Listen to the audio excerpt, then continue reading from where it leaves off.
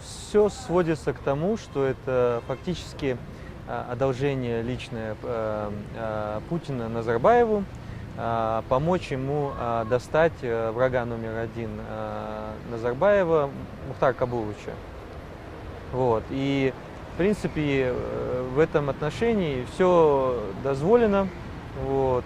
И Россия, в принципе, в исполнении этого, скажем, политического заказа, вот, подключает все свои ресурсы. Мы видим это, например, в лице сотрудника Генеральной прокуратуры России, который представляет интересы России во Франции в процессе экстрадиции Мухтара Кабуловича. Государственные структуры все подключила? Да, например, что выделил Путин лично своего самого близкого, скажем, человека. Есть такой Школов, который давний друг Путина и который работает в администрации президента Путина.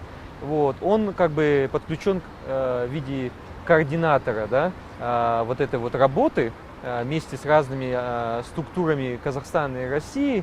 Фактически координация работы, как достать врага номер один Назарбаева. На уровне администрации президента России? Да, это вот как... Вообще так вот прямо совсем...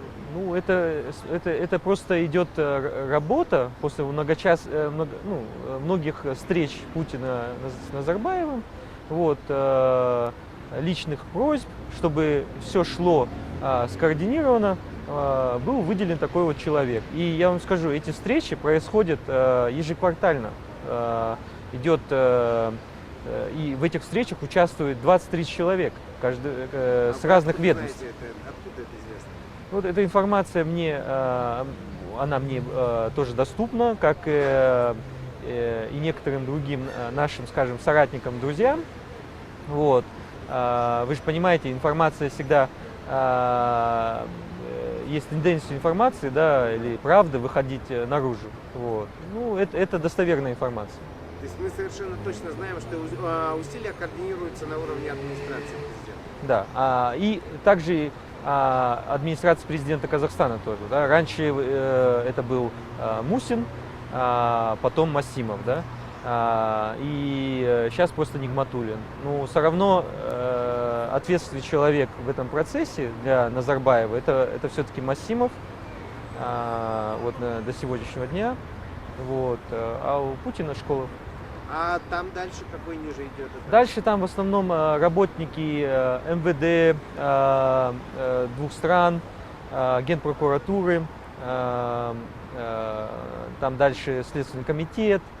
Со стороны Казахстана также присутствуют работники, ну, раньше были работники Самру-Казаны, так как сейчас, в принципе, это, скажем, больше Кинес Ракишев, да, партнер Тимура Кулебаева-младше.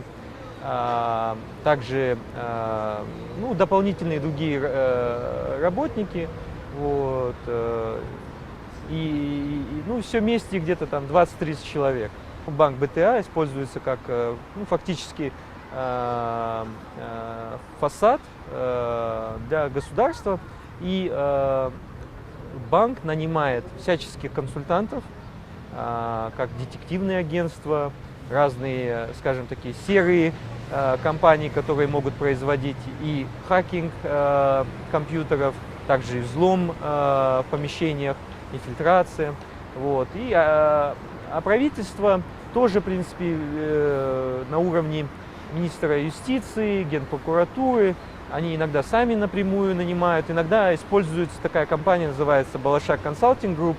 Это, ну, так, всяческая, мне скажешь, контора, которая позволяет эти огромные бюджеты, сотни миллионов долларов в год, чтобы они отходили, ну, правильным людям. Я думаю, в нашем случае это, скорее всего, Масимов.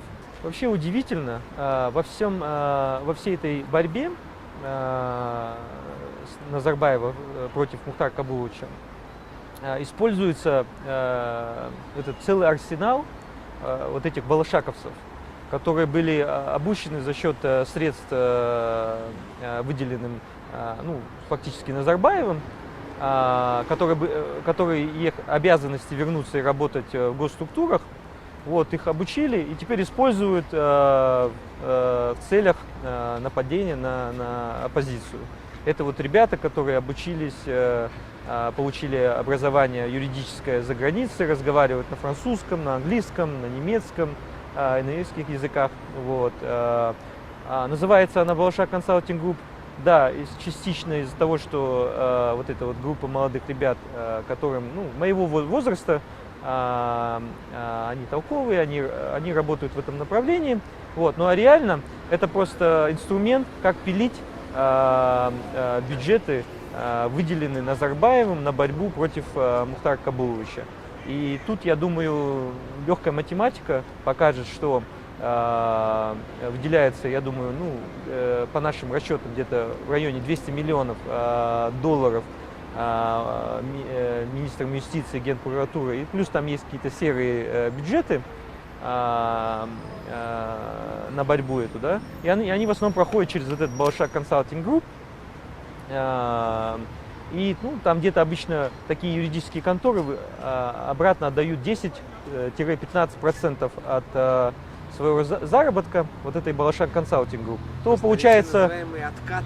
ну да, даже если мы берем 100 миллионов, да, это получается 10-15 миллионов долларов зарабатывает кто-то, скорее всего, Масимов, на этом, да. Есть, например, знаменитая, я, наверное, грубо так скажу, шайка Магнитского, вот, во главе с знаменитым... Не самого Магнитского, ну, то есть тех, кто, наверное, преследовал. Ну да, это кто преследовали Магнитского, да, просто у нас здесь называют их люди, вовлечены в лист такого Магнитского, да. Это вот главарь такой ОПГ Дмитрий Клюев, и вот есть определенный контракт с его компаниями, которые он там имеет контроль, скажем, Quorum Debt Management Group, директор в этой компании Андрей Павлов тоже входит в список Магнитского, которые вот проголосовали, да, в Европейском парламенте. Также там входят другие люди, да, это, например, бывший следователь в этом деле Ужумцев, нынешний следователь Будило, также там есть судья, одна женщина. В общем, это целая группа, которая работает, которая нанята, и через вот структуры Клюева они, в принципе, получают как бы взятки, чтобы делать различные решения против Мухтара Кабуловича в России. Все вот эти вот, скажем, их консультанты, назовем их, они все ходят в разные ведомства, говорят: вы же знаете, от кого мы. Пугают историями людей, люди там думают, что вот сейчас чуть ли не Назарбаев сам придет, откроет дверь, придет и там настучит по голове, да. Вот, они пользуются вот этим авторитетом, что они работают буквально на Назарбаева, и что Назарбаева есть соглашение с Путиным прямое, и что вот от Путина выделен человек в администрации президента. И, конечно же, это имеет свой эффект на всех людей, да, в России. И вот таким образом они ходят в разные там суды. Я узнаю, что вот Егорова, Мосгорсуд, она просто вот прям получает напрямую поручение. Раньше получала от Мусина, сейчас от Масимова, где-то от Генпрокуратуры. Вот, буквально там ее заранее предупреждают: будет такое-то слушание, нам такое позитивное решение. И оно исполняется, потом это докладывается. Вот. Ничего себе, такой масштаб деятельности и координации.